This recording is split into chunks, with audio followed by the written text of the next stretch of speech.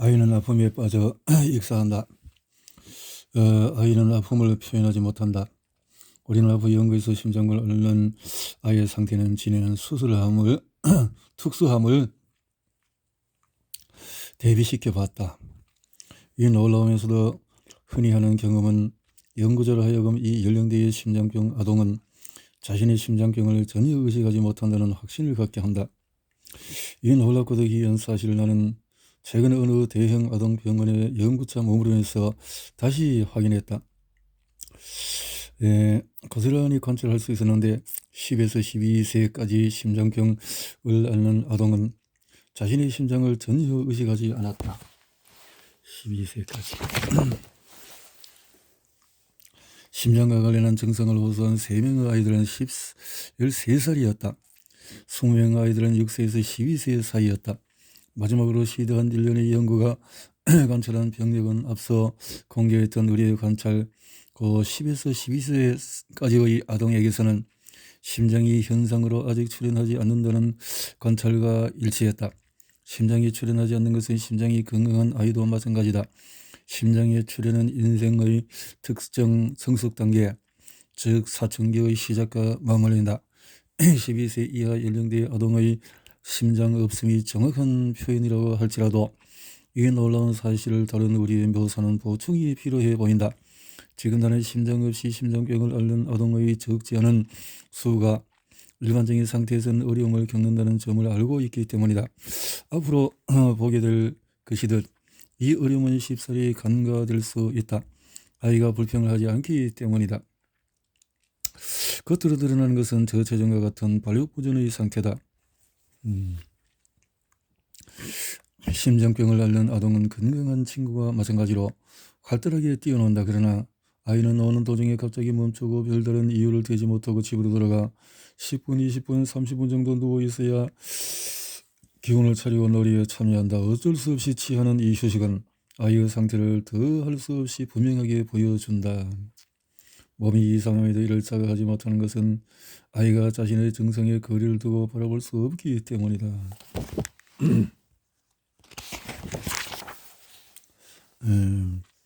심장병을 앓는 아동에게서 흔히 듣는 말은 자주 뭔가 이상해요 하는 것이다. 어떤 아이는 이런 말을 상태로 묘사한다. 이 모든 것은 프린츠 아우. 심장병을 앓는 아이들은 자신이 느끼는 불편에 거리를 둘 수가 없어서 지금 내가 묘사하는 것보다 더 자세한 것은 결코 말할 수가 없다.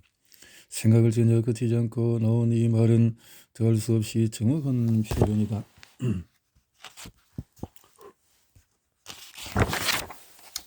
피곤해졌다, 좋지 않다, 뭔가 이상하다, 지루하다, 성인 심장병 환자가 느끼는 통각이나 저림 등 그 부위를 적시할 수 없는 아픔은 더할 수 없이 확실하다.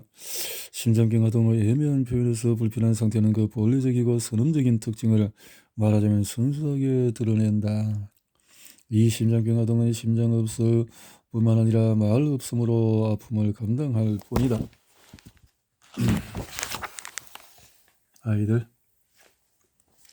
이런 문제를 아이가 아직 아이일 때 심장 없음, 아이의 심장 없음을 이해하고자 한다면 우리는 사춘기까지의 아이들이 공통으로 지니는 존재 방식의 특별한 점을 살펴야 한다.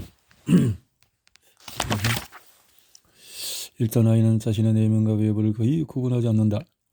발달해서 이 마법적인 단계를 환기하기까지 아이의 과제는 이 결합으로부터 떨어져 나오는 것이다. 아이가 이 마법적인 단계에서 체험하는 결합은 아이가 왜 항상 놀이를 즐기는지 이해할 수 있게 해준다. 또 같이 놀이를 하는 상대도 프랑스의 심장과 변하는 상태를 매개해주는 몸이라는 더 포괄적인 의미를 지닌다. 배와 심장이라는 장기의 체험에서 공통으로 나타나는 표현은 프랑스와 돌토가 설득력 있게 정리해냈다. 프랑스와 돌토는 심장과 배가 구분되지 않는 이런 체험에서 키워드는 심장이라고 강조했다. 받아들임이라는 소형성 장기를 일으키기 위해서 한 것은 아이가 아직 대답을 모른다는 사실과도 상응한다. 청각이라는 특징은 아동의 시각적인 인지 능력이 성인과는 거리가 멀다는 것을 뜻한다.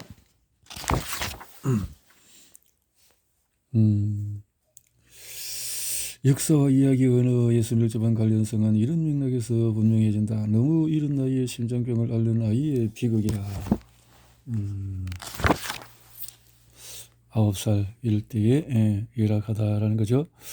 일제는 심계항전 증상마저 보인다. 이 증상은 유발된 게 아니다.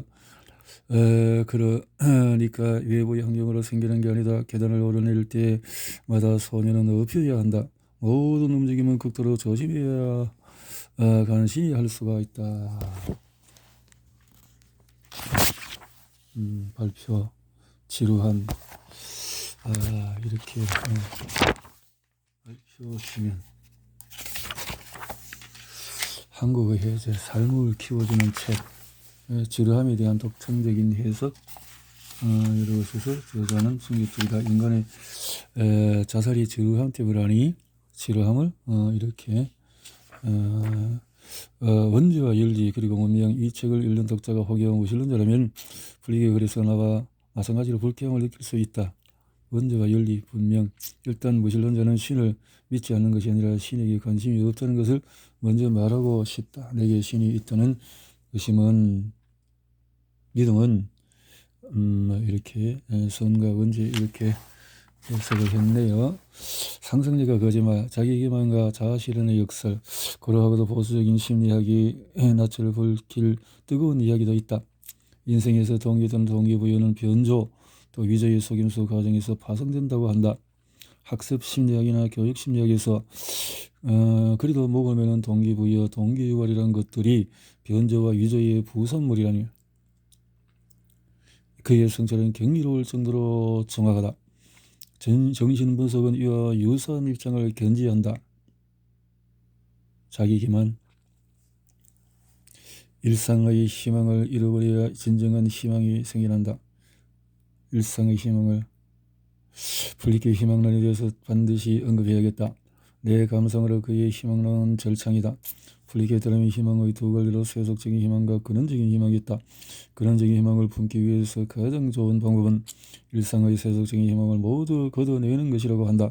근원적인 희망을 이해하는 가장 좋은 방법 역시 세속적인 희망을 잘 설명하는 것일 테다. 그러므로 반드시 이 부분에 천착해야 할 것이다. 세속적인 희망은 언제나 정말 이루어질까 하는 의심과 불안을 품는다. 세속적인 희망의 특징적인 기다림은 초조합니다. 반면에 근원적인 희망은 인내심을 가지고 기다린다. 이렇게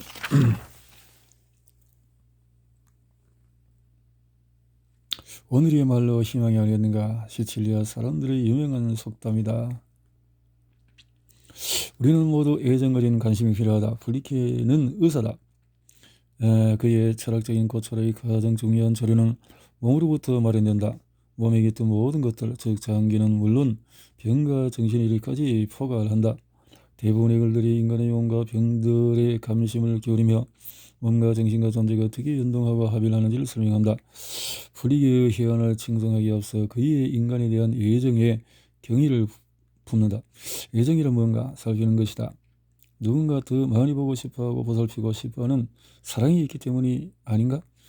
그는 몸을 관찰해야 할 대상이 아니라 존재의 구현체라는 차원에서 접근한다. 자살 시도자부터 전 연령대의 심장병 환자, 그 외에도 다양한 환자들이 겪는 정신 증상의 현상들을 다룬다. 그 다양한 현상들이 근거한 인간 현존에 대한 깨달음을 읽어가며 자생적인 후기 현상학자로서의 불리게의 관점과 놀라운 통찰의 무릎을 칠 때가 많았다. 더군다나 필자는 인간에 대한 그의 깊고도 은밀한 애정을 감지했을 때 진심으로 감동할 수밖에 없었다. 신의 자녀학. 다만 정신분석가로서 필자는 인간의 정신과 고통에 관한 짧은 견해로 덧붙이려 한다.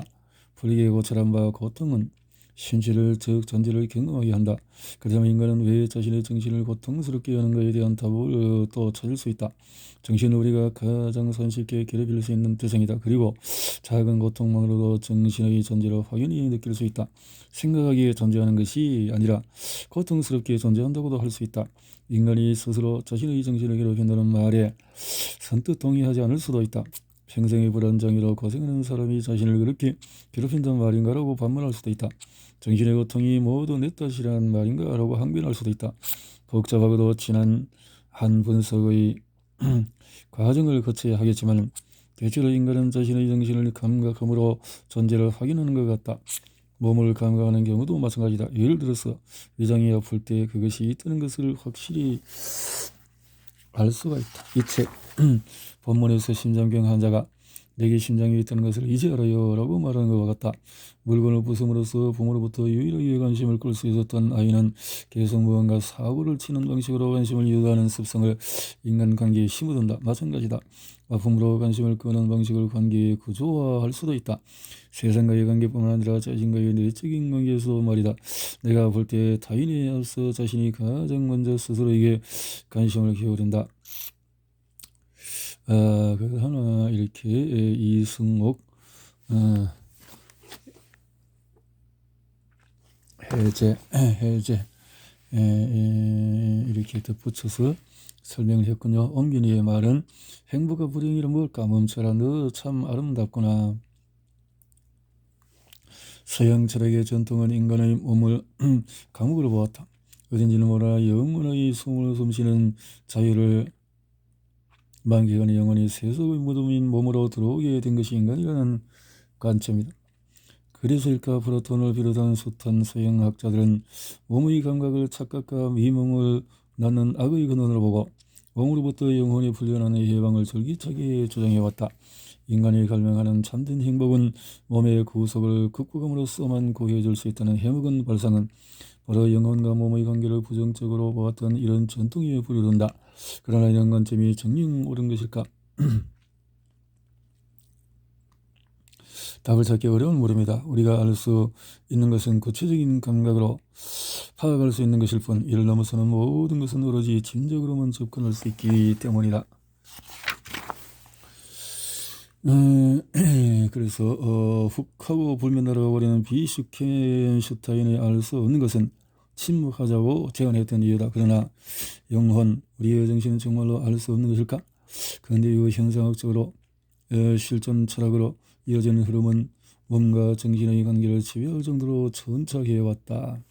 저자 헤르베르트 플리게는 자연과학의 접근법으로는 인간을 절대 이해할 수 없음을 깨닫고 독학으로 철학을 연구하여 흥미로운 인생론을 펴냈다. 바로 이 책이다.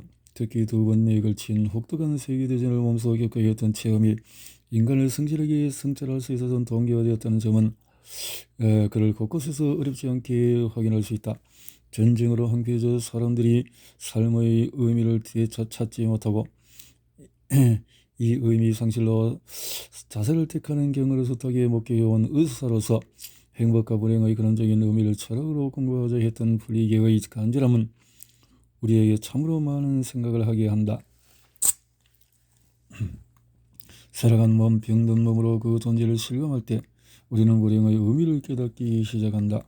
인생은 결코 허망한 것이 아니며 저 무한한 우주의 심연이 우리를 떠받들어주고 있다는 믿음, 이로써 자아를 기필코 실현하리라 갈망이야말로 우리가 살아가는 진정한 이유일 것이다. 불리게는 세속적인 욕망과 실현되지는 좌절이 행복이나 불행일 수 없다는 점을 우리에게 조근조근 짚어준다. 그렇다 우주로는 무한함을 바라보는 희망으로 매 순간 최선을 다하는 자세가 진정 행복한 인생을 가꿔주는 것이리라. 이렇게 쌓아낸 순간 이는 곧 영혼의 다른 이름이기 때문이다. 멈춰라, 너 참 아름답구나. 김희상. 네, 김희상이 옮기면서 다 훌륭하신 분들이군요.